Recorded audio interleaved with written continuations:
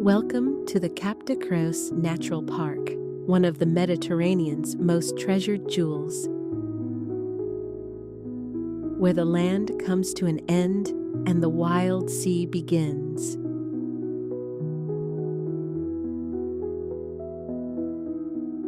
Here, nature unfolds in all its splendor, offering a visual spectacle like no other. It is a place that harbors an extraordinary wealth of life. Its crystal-clear waters, brimming with vitality, conceal hidden wonders beneath the surface.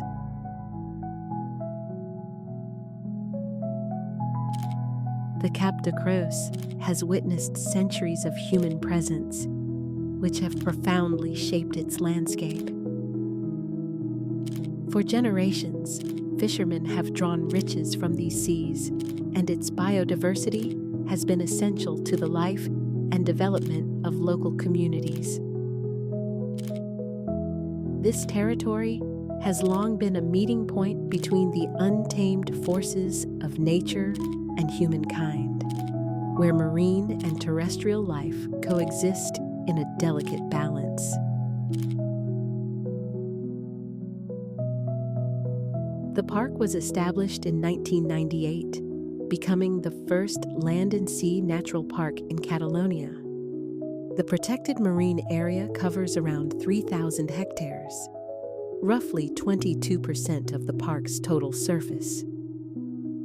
Within this natural space, zones are divided according to different levels of protection: the integral nature reserve, the partial reserve, and the general park area, each playing a vital role in safeguarding this unique environment.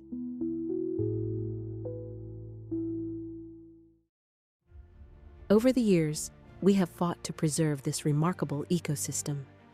Yet today, we face new and growing threats. This place of extraordinary diversity is at risk. Environmental and human pressures are mounting, causing profound changes that endanger the future of Cap de Creus.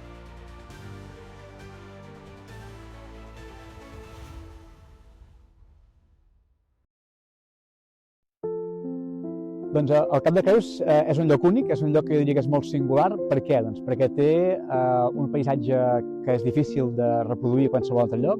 Té un clima, la tramuntana, la geologia, la diversitat, la història, el patrimoni, i per tant fa que sigui un lloc molt especial, pràcticament únic a nivell no només català ni mediterrani, sinó gairebé a nivell mundial. To better understand how these threats affect this natural space, we first need to look at how an ecosystem functions when in balance. Every ecosystem has a clear hierarchy when it comes to consumption, which we call the food web. It describes the feeding relationships between species. The web begins with primary producers, such as phytoplankton, macroalgae, and seagrasses, which convert sunlight into energy, feeding primary consumers like zooplankton, invertebrates, and herbivorous fish. For example, there is this planktonic tunicate that lives inside a mucus sheath, filtering microscopic particles for food. Secondary and tertiary consumers are carnivores that feed on herbivores or smaller predators.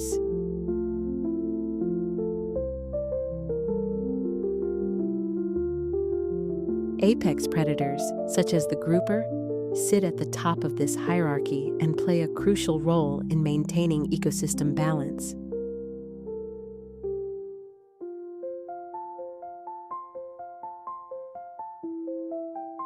The grouper is a solitary animal. It does not like to share its space. However, in summer, it gathers to reproduce, taking advantage of warmer, nutrient-rich waters. It is a protogynous species, born female and gradually becoming male. This, combined with its longevity, it lives many years, makes it highly vulnerable to overfishing. Capturing the largest individuals reduces the biomass of reproductive males, putting the survival of populations at risk. Another protogynous species is the red damselfish. They live in small groups with one dominant male and up to 20 females. As with the grouper, when a female's time is up, she changes sex and may become the dominant male. The grouper's normal coloration consists of white spots scattered across its body, but it communicates through behaviors and postures accompanied by changes in its coloration. Some signals indicate aggression, others, sexual activity.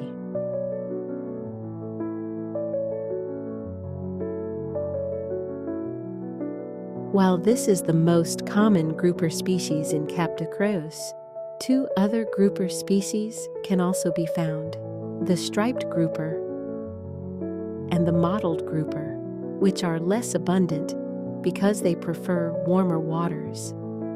Groupers are usually found near the seafloor, where the contrast between their skin and the substrate makes them almost invisible. They may be resting quietly or waiting for prey.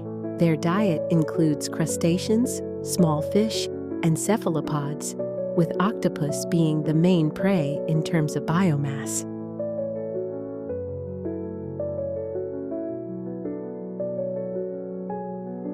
The common octopus is one of the most impressive animals in the ocean. To hunt or escape predators, it uses a special technique: the art of camouflage.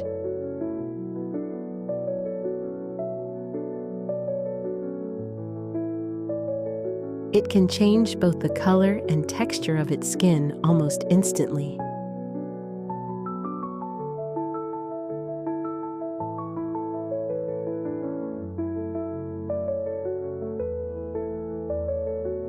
Adopting a wide range of colors and shapes to blend with the seabed or its surroundings.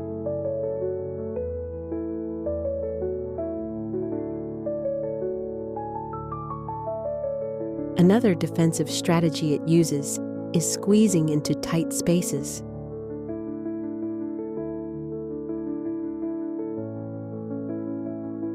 Without a rigid skeleton, it can occupy very small or hard-to-reach areas.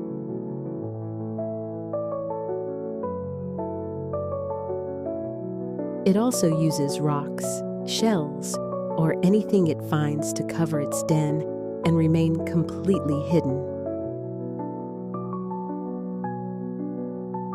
With a complex nervous system, most of its neurons are in its arms, allowing each one to act independently.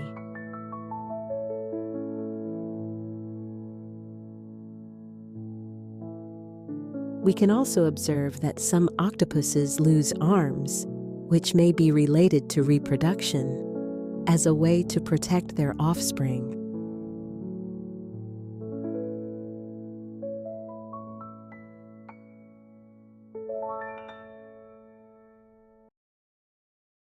Je suis plongeur. Toute ma vie, j'ai cherché à découvrir le monde sous-marin. Et donc, en 50 ans, j'ai 56 ans, en 50 ans, j'ai plongé, j'ai encore plongé et j'ai toujours plongé.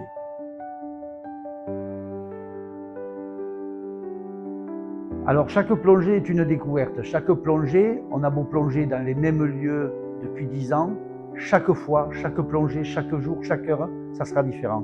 Il y aura de nouveaux poissons, de nouveaux comportements.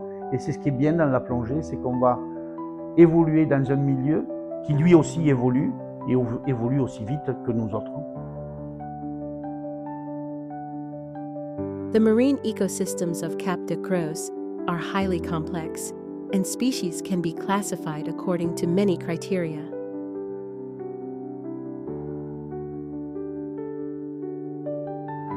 The first is by their source of food: herbivores, carnivores, and omnivores, or by their feeding strategies. If we have a mobile animal that attacks, kills, and consumes its prey, we call it a hunter. The moray eel is a good example. Moray eels often keep their mouths open. This may seem frightening, but it is simply necessary to pump water constantly for respiration.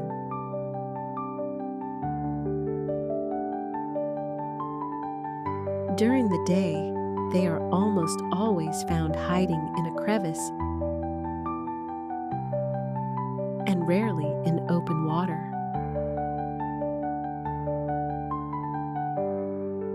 Unlike many other fish, they have lost their scales, which allows them to move backward without injuring themselves on the rocks.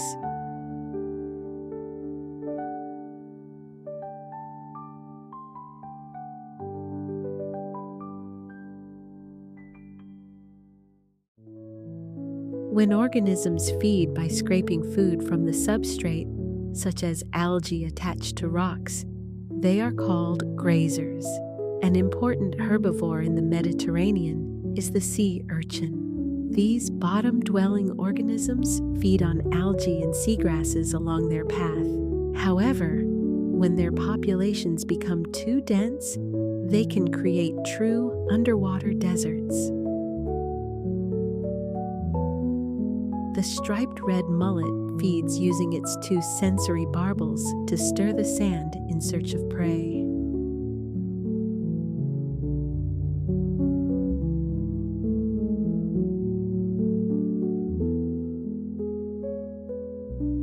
It swallows sand to filter it, expelling it through its gill slits while retaining food such as small crustaceans, amphipods, polychaetes, mollusks, and small fish. The latter attracted by the cloud of sediment raised by the barbels.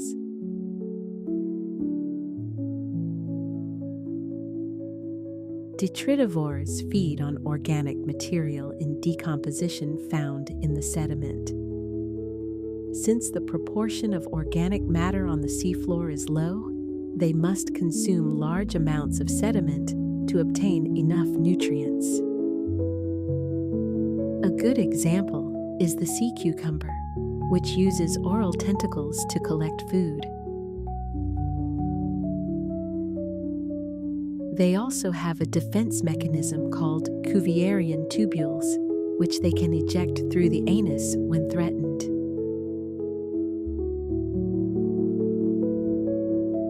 Upon contact with water, these tubules extend and become extremely sticky, trapping potential predators.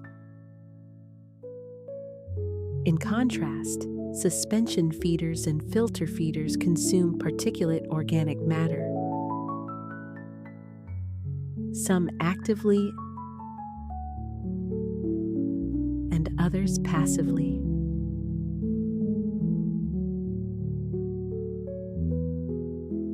They may have filtering structures that concentrate and capture suspended material.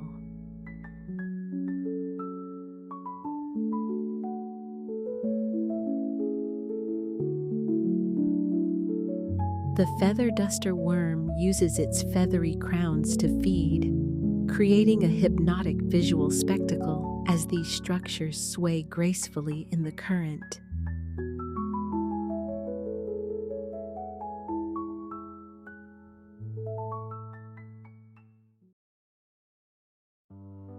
Another way to classify marine life is by habitat, that is, where they live. Some organisms inhabit the seafloor in the benthic environment. Some, like sponges, are fixed to the substrate and do not move.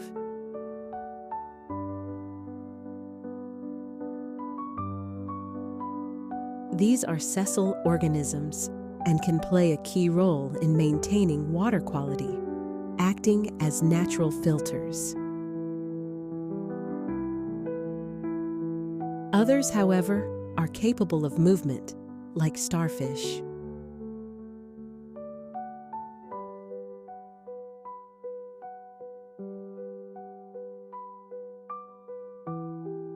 Although they remain in contact with the substrate, Careful observation reveals how they slowly move in search of food.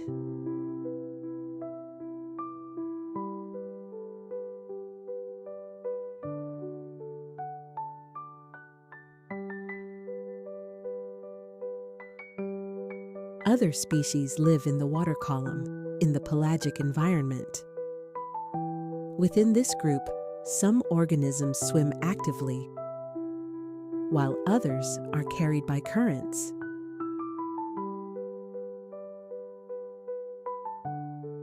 Some species can be seen near the surface, such as the garfish, known for its elongated, streamlined body.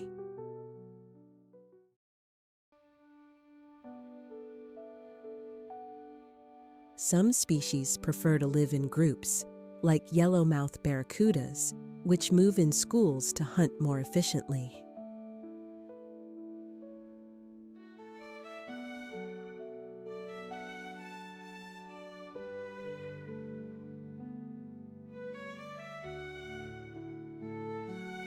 Alors, ce qui est beau aussi dans la réserve naturelle du Cap Creus, c'est les bancs de barracuda. Il ne sert à rien maintenant d'aller plonger sous les tropiques, d'aller plonger à Tahiti, Nouméa ou ailleurs, ou en mer Rouge. Le barracuda et les bancs de barracuda se trouvent très très bien à la Rata au Cap Creus. Des bancs qui vont être assez denses, de 500, plusieurs centaines d'individus, qu'on peut approcher très très près et voir toute la beauté de leur corps, les écailles, leurs yeux et tout ça, c'est magnifique.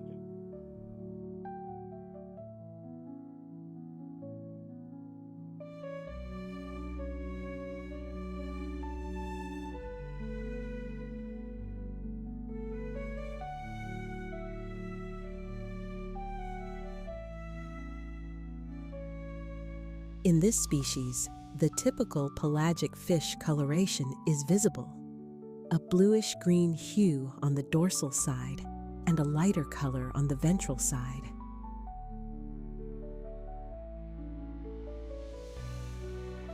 This coloration acts as camouflage, blending with the dark tones of the seabed or reflecting sunlight, making the fish less visible depending on the perspective of a predator or prey.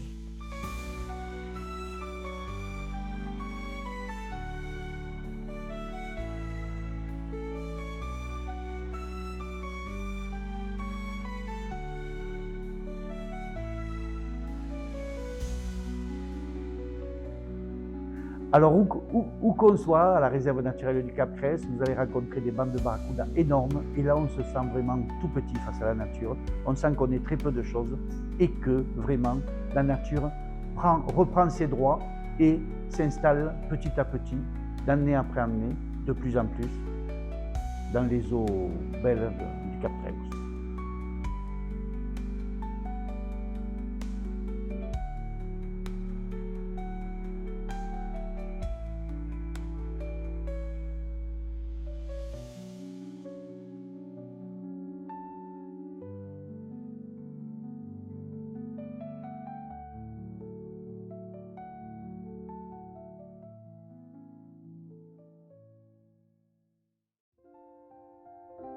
In contrast, the sunfish usually swims alone. However, larger groups can occasionally be observed, such as a school of 8 individuals.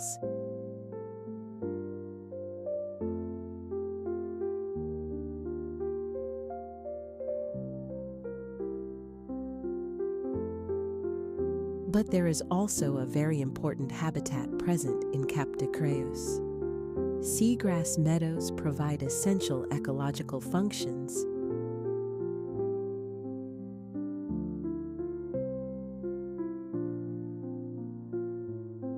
They capture CO2 and produce oxygen through photosynthesis, trap sediments and organic matter contributing to water clarity, and are one of the habitats that help mitigate climate change by storing carbon in their tissues.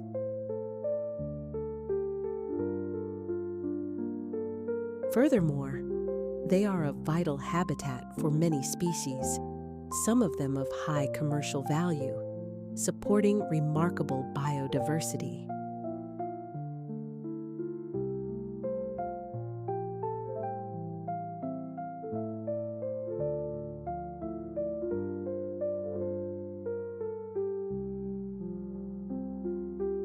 One characteristic inhabitant of these meadows is the painted comber. Its scientific name comes from the markings on its head, reminiscent of Arabic symbols. It is easily recognizable by the distinctive blue spot on its belly.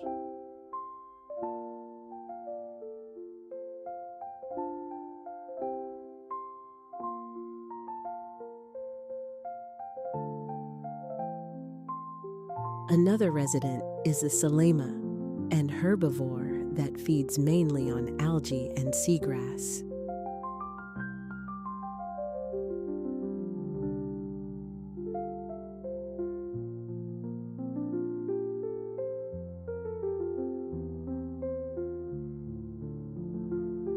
It plays an important role in the ecosystem, helping maintain algae balance.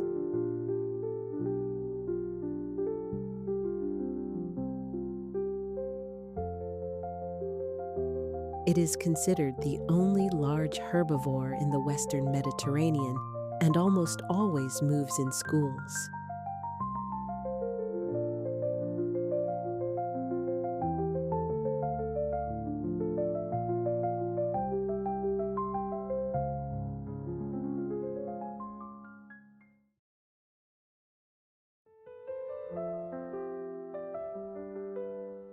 Alors ce qui est plaisant en plongée, c'est qu'on peut rencontrer des espèces très intéressantes, très vives, très curieuses, qui vont venir, quelle que soit la profondeur d'ailleurs, même dans 10 cm d'eau ou 1 mètre d'eau, vous allez pouvoir voir des poissons qui vont être très joueurs, qui vont venir s'approcher avec vous et jouer avec le plongeur, avec les objectifs.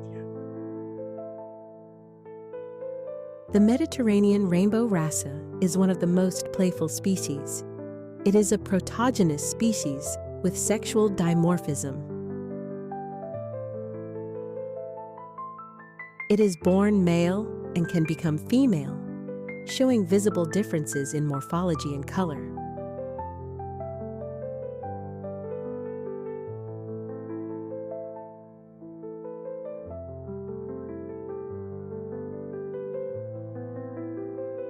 Other species, such as the scorpionfish, perceive our presence as a threat.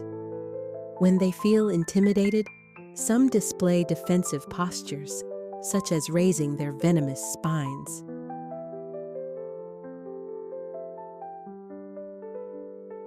But species do not interact only with us. They primarily interact with each other.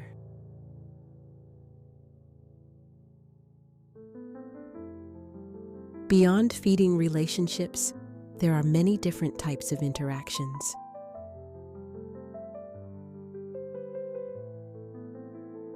In many cases, these interactions benefit both species, a phenomenon we call symbiosis.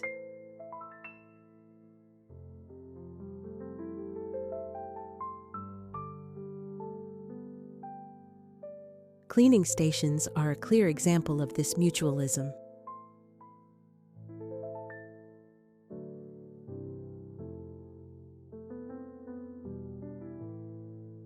Fish like the blue damselfish position themselves vertically, waiting to be cleaned by the blacktail wrasse. The cleaners gain food, while the larger fish are freed of parasites.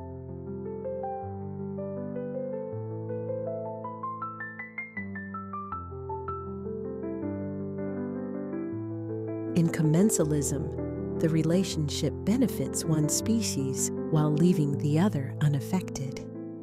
A classic example is a crab carrying a sea anemone, where the crab benefits from the protection of the anemone's stinging tentacles, while the anemone is not negatively affected.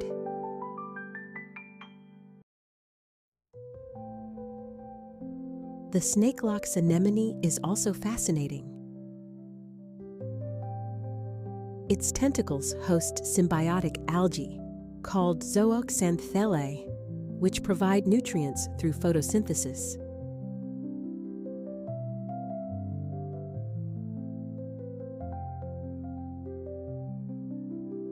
Small crustaceans called mysids can often be observed living among the anemone's tentacles.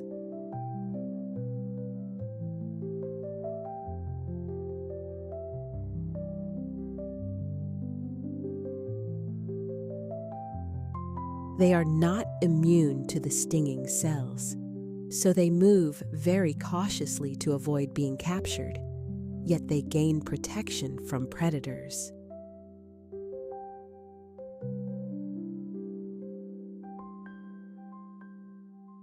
Finally, there is parasitism, where the relationship is beneficial for one species and harmful to the other, such as ectoparasitic branchial isopods.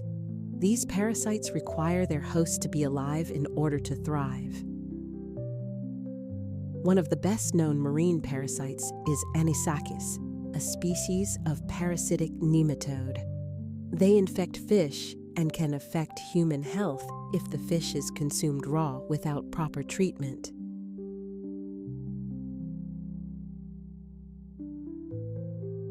Later, we will encounter another example of parasitism.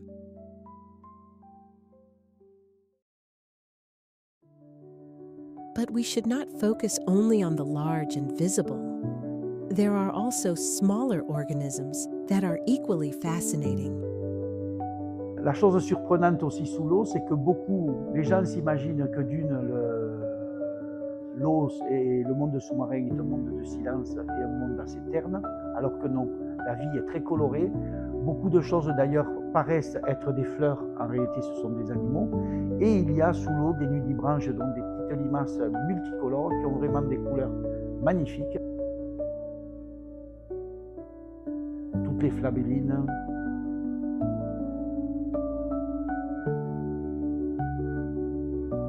Toutes les doris. Les doris dalmatiennes, tout ça, sont magnifiques.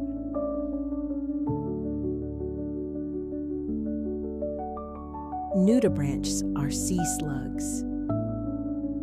Some feed on sponges, such as the yellow umbrella slug, which is found on top of the gold sponge, sharing its yellow coloration. Some individuals are entirely covered by this nudibranch. Others feed on algae, such as the mermaid's cup and the peacock's tail.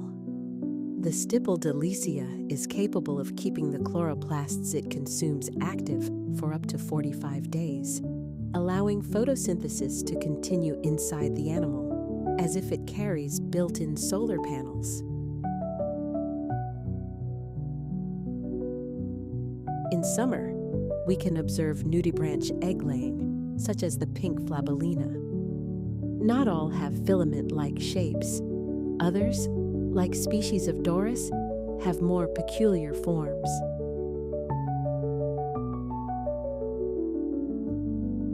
But not all of these mollusks are small. There is a species, the sea hare, which can reach up to 25 centimeters in length.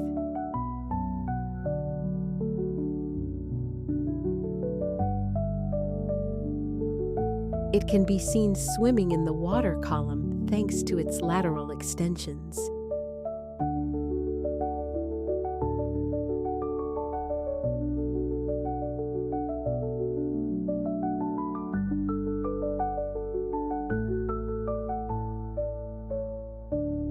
It is hermaphroditic, and reproduction occurs in early summer.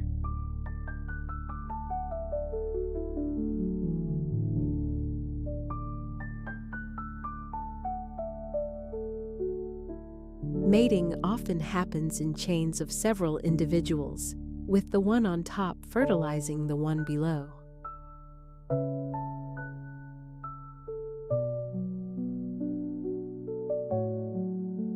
Eggs are deposited in gelatinous spaghetti-like strands, each containing thousands of eggs.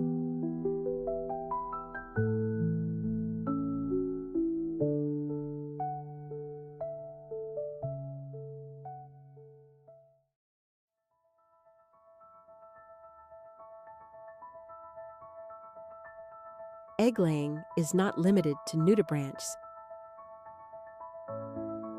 Other species also lay eggs.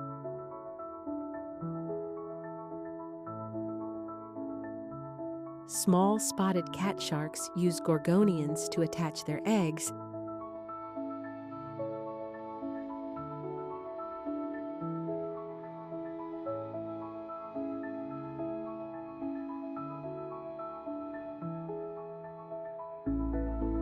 and some species even use human-made structures. But who lays these eggs? To find the responsible species, we enter this wonderful underwater world at night.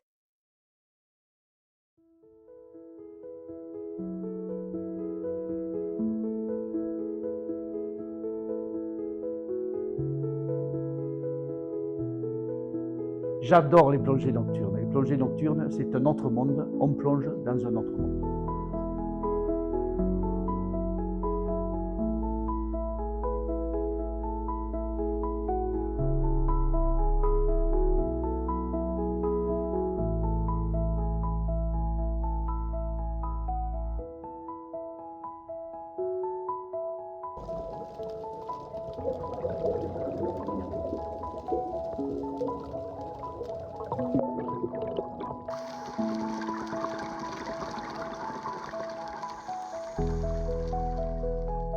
Here it is, the egg-laying culprit.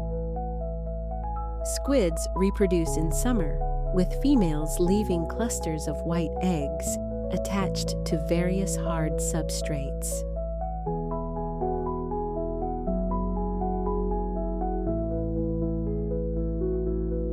Et ce qui est intéressant, c'est que la plongée nocturne est totalement différente d'une plongée diurne le jour, puisque les poissons seront totalement différents, le comportement des poissons sera totalement différent, et on peut les approcher, voir des calamars qu'on ne verra pas le jour, etc. Donc ça, c'est vrai que les plongées de nuit, c'est vraiment des plongées amazing.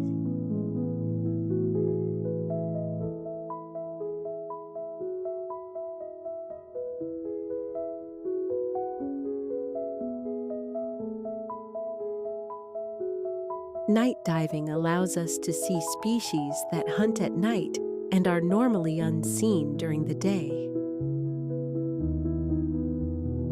These predators move in shallower waters at night, as their prey often shelter in surface waters.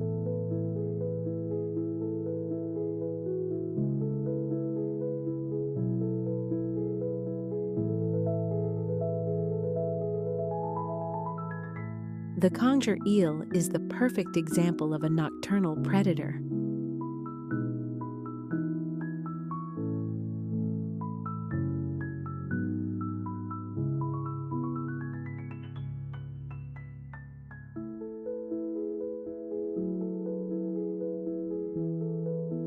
Along with moray eels and octopuses.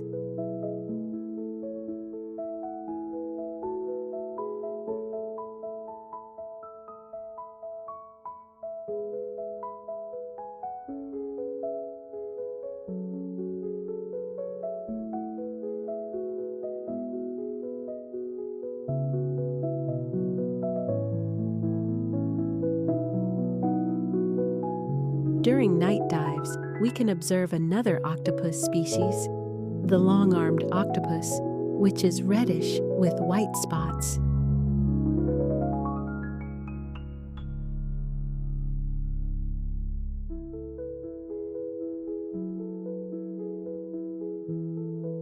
This marbled electric ray carries something unusual. Leeches. This is a parasitic relationship. The leeches attach to the gills of the host, feeding on its blood and gradually weakening it.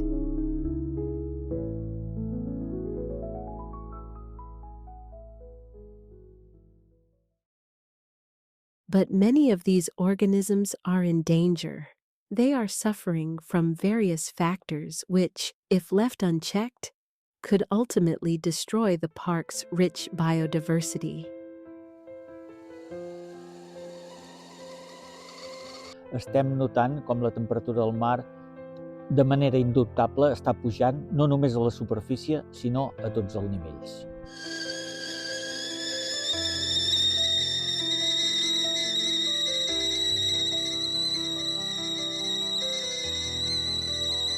durant el darrer mig segle, de mitjana, ha augmentat més d'1 grau a la superfície i més de mig grau a 80 metres de fondària. És a dir, tot el gruix d'aigua s'ha escalfat. Sí, darrerament s'han vist molts canvis d'augments de temperatura. Portem 3 o 4 estius amb aigües molt més càlides que abans. Està augmentant notablement la temperatura en el mar i per tant això el que fa és condicionar també els hàbitats, les espècies i per tant, en certa manera, una certa degradació o un canvi estructural en els ecosistemes. This change particularly affects sessile species, those that cannot move.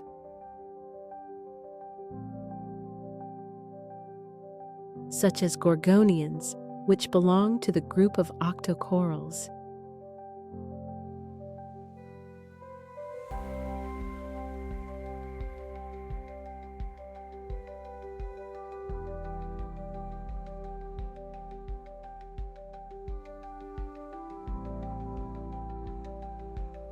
These are colonial organisms with polyps of octagonal symmetry. Within this group, we find the purple gorgonian, red coral,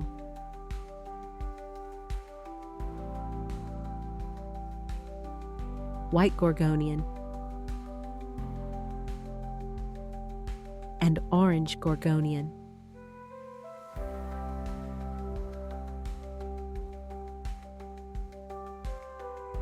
They are important components of the coralligenous community, contributing to its structure much like trees do in a forest. However, global warming puts these species at risk, along with the shelter they provide to many other organisms.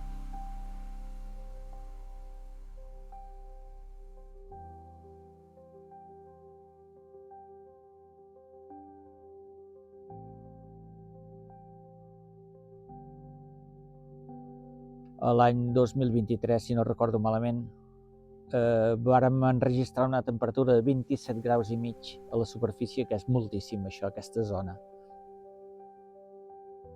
At greater depths, where waters do not heat as much in summer, they are less affected. When part of their tissue dies, their skeletons are quickly overgrown by other species.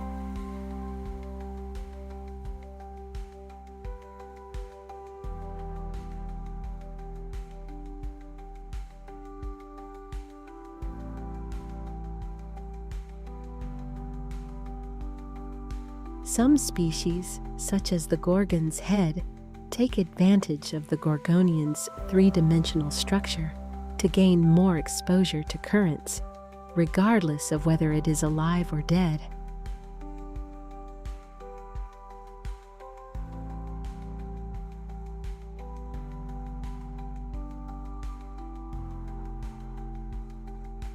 Nous, les plongeurs, on a vu évoluer cette réserve à très très courte échéance, on va dire sur 5-10 ans.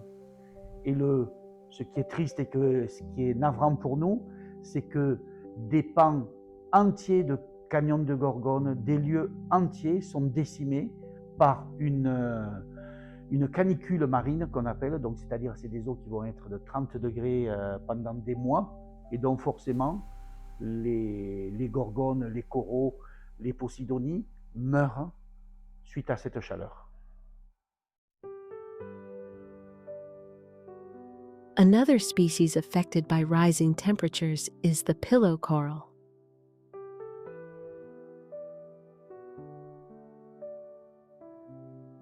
A colonial coral with a compact calcareous skeleton.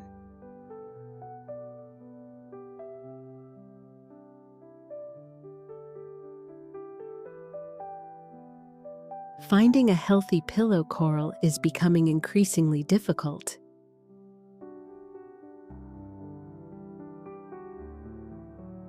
Non seulement les animaux fixés, mais aussi de plus en plus, on a vu les pinna nobilis, donc les grandes nacres. Il n'était pas rare, quand je plongeais gamin il y a 50 ans, de trouver 10-15 nacres par plongée au milieu des posidonies. Maintenant, toutes en totalité, les centaines de nacres qu'il y avait autour de Cadaqués, autour de Rosas, ont été décimés par un bryozoaire, par un petit parasite, qui les a décimés en l'affaire de 3 ans. Donc l'évolution n'est pas lente. On croyait que l'évolution se ferait de manière lente, en réalité non, elle est très très rapide. Elle se fait pratiquement d'une année sur l'autre. Rising temperatures may facilitate protozoan infections in fan musser, creating space for another pen-shell species, spiny fan mussel, which has shown resistance to this pathogen and has even benefited from the decline of fan musser, with hybrid individuals of the two species now appearing in some areas.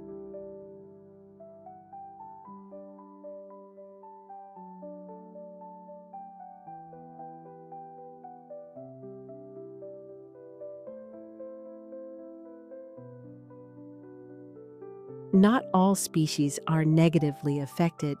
The ornate wrasse, which also shows sexual dimorphism, is becoming increasingly abundant due to the gradual warming of the waters.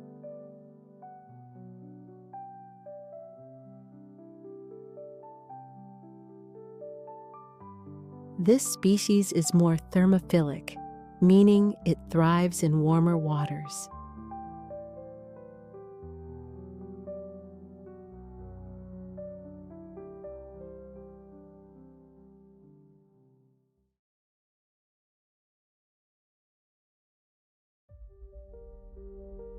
But it is not only the water temperature that is changing. Cap de Creus faces many other threats that put the balance of this environment at risk. Some threats are visible and well known, such as plastic and microplastic pollution, which quietly infiltrates the food web.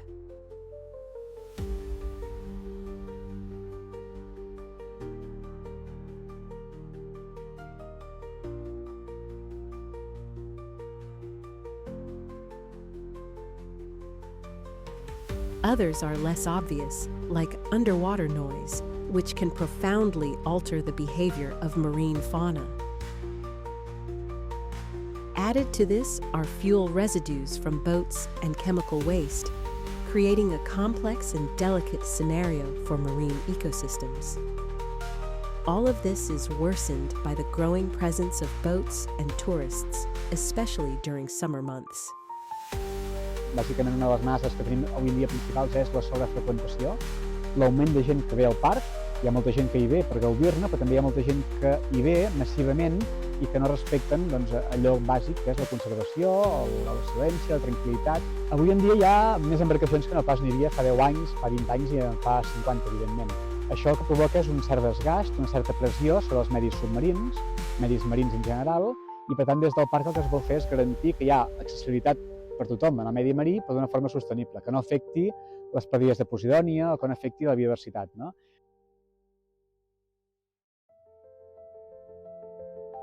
In addition, the climate crisis accelerates profound changes. Species adapted to colder waters retreat, and in their place, exotic species arrive that previously could not have survived. I s'està veient que hi ha una regressió, una pèrdua de biodiversitat, una introducció, una colonització per part d'espècies més termòfiles, de llocs d'aigües més càlides, que estan arribant aquí. Són espècies invasores, exòtiques, que abans no hi eren presents perquè teníem hiverns més freds, fins i tot estius no tan càlids, i que estan començant a colonitzar els hàbitats de Cap de Creus. These new species can be opportunistic or even invasive, completely altering the ecological balance.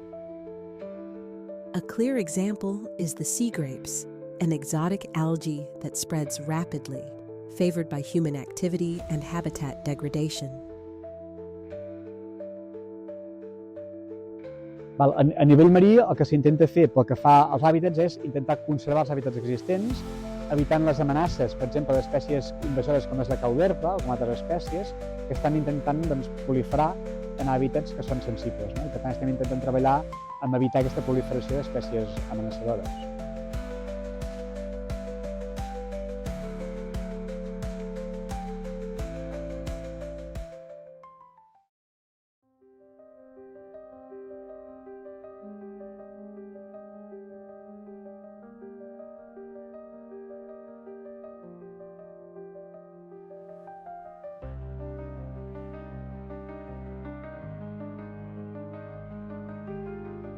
human activity also has a direct impact. While diving connects thousands of people with underwater life, it can affect vulnerable species such as gorgonians and bryozoans. Fin strikes.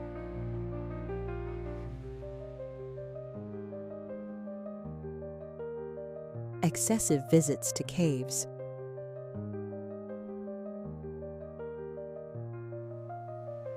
Or the use of photographic flashes can cause disturbances and even mortality in sensitive species.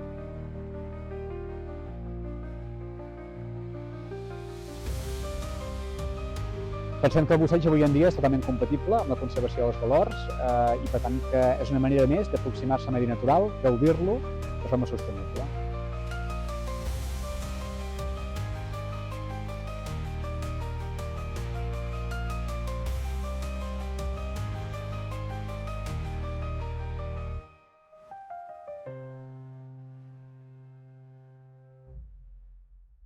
Another imminent threat is the offshore wind farm project in the Bay of Roses. Although the energy transition is urgent, this type of large-scale infrastructure can have irreversible impacts if not carefully planned with strict environmental criteria. Hem vist que fins a 135 espècies vulnerables, llavors que són protegides per convenis internacionals, per les directives aus o habitats o també amenaçades en la llista vermella de la IUCN. Hem vist que fins a 135 espècies podrien estar impactades. Aquestes cadenes, per exemple, tenen una afectació que van arrossegant al fons del mar durant tota la vida del parc, que són 30 anys. Llavors, això fa una destrucció d'hàbitat que pot impactar algunes espècies. Altre tipus d'impacte és el soroll i les vibracions que fan les turbines. Es considera que cada turbina fa un soroll d'un baixal gros en funcionament. Si ho acumulem això d'una turbina i que fiquem 30 fins a 80 turbines, és veritat que l'impacte és bastant important.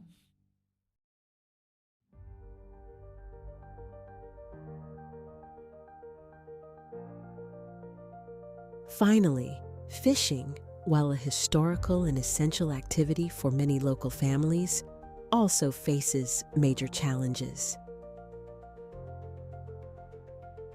Overfishing, aggressive techniques, and climate change have transformed the seafloor and the species that inhabit it.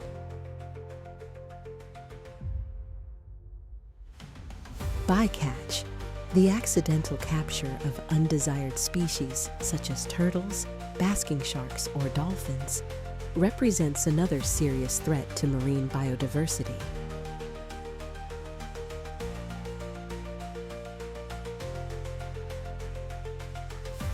Another consequence is abandoned fishing gear, which damages the ecosystem by entangling fragile species like gorgonians. Often, removing these nets, especially if they have been on the seafloor for a long time, can be even more dangerous than leaving them in place. The sum of all these pressures makes the conservation of Cap de Creus not only an ecological issue, but also a social and political challenge. Bold decisions must be taken to ensure that this unique space remains alive and wild for future generations.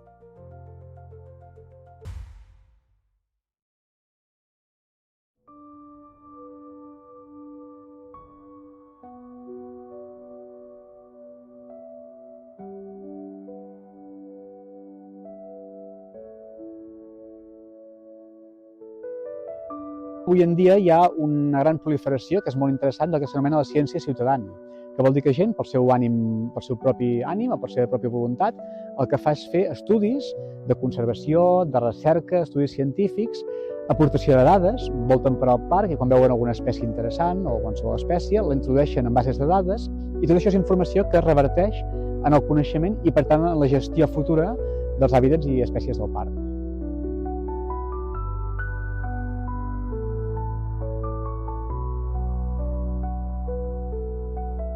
In this spirit, everyone's participation is welcome.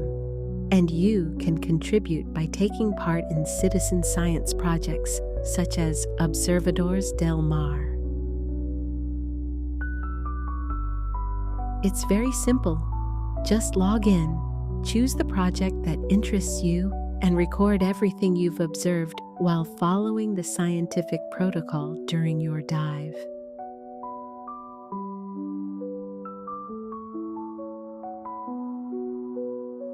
With your observations, you help the scientific community better understand the changes occurring in the marine environment and protect it more effectively.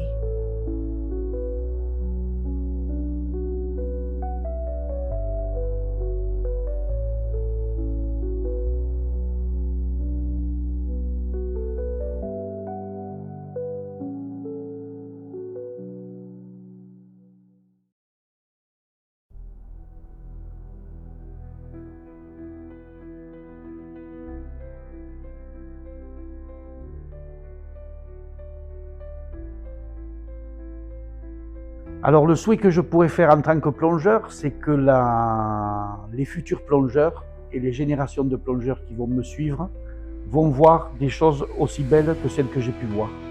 Le seul souci, c'est qu'il va falloir changer nos comportements. Les hommes devront faire des efforts parce que les animaux, eux, ont du mal à s'adapter et nous, par contre, on a une pression qui est énorme. Et donc, il faut qu'on pense maintenant à l'impact que l'on a sur tous ces milieux marins, puisque comme le dit Paul Watson, quand il n'y aura plus les océans, c'est plus la peine, il n'y aura plus d'hommes.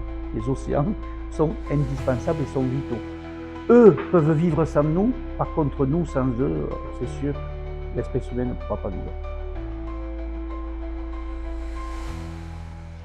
Jo diria que Cap de Creus és un lloc amb molta singularitat, és un lloc únic, és un lloc màgic, és un lloc on encara es poden veure els valors de la natura d'una forma totalment integrada en l'entorn i per tant jo et diria que és un paisatge que el que fa és captivar a qualsevol persona que hi va.